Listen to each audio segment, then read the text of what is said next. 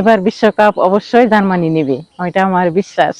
বর্তমানে ফুটবল প্রেমীদের জন্য নতুন এক আকর্ষণের নাম নাটোরের জার্মান বাড়ি। নাটোরের বড়াই গ্রামে জার্মান জাতীয় দলের এক সমর্থকের ব্যতিক্রমী এই উদ্যোগ এখন সবার নজর কেড়েছে।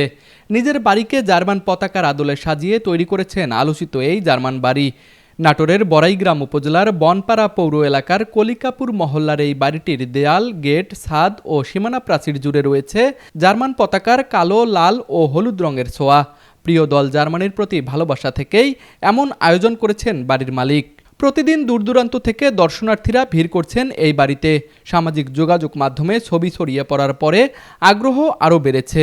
বিশেষ করে সন্ধ্যার আলোকসজ্জায় বাড়িটির সৌন্দর্য মুগ্ধ করছে দর্শকদের।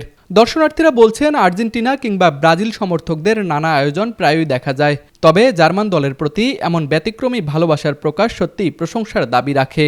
স্থানীয় ব্যবসায়ীরাও বলছেন, দর্শনার্থীদের ভিড়ে এলাকায় ব্যবসা বাণিজ্য কিছুটা প্রাণ ফিরে পেয়েছে।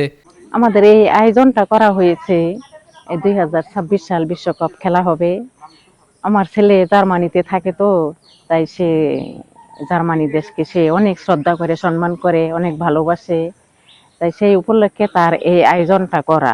নাম হয়েছে, আমার ছেলে জার্মানিতে থাকে, তাই সেই জন্যই আমার বাড়ির একটা নাম হয়েছে জার্মানি বাড়ি। আর রাত্রিতে এটা লাইটিং করা হয়েছে, তো পুরো মাঠটাই আলো আলো হয়। তো অনেক মানুষও আসে, এখানে এসে এসে অনেক ছবি তুলতেছে, আমারও খুব দেখতে ভালো লাগতেছে।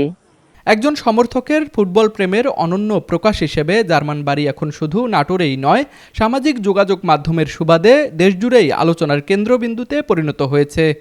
নাটোর প্রতিনিধি আরিফুল ইসলামের পাঠানো তথ্যচিত্রে তুষার আচার্য, ডেস্ক রিপোর্ট, RCTV।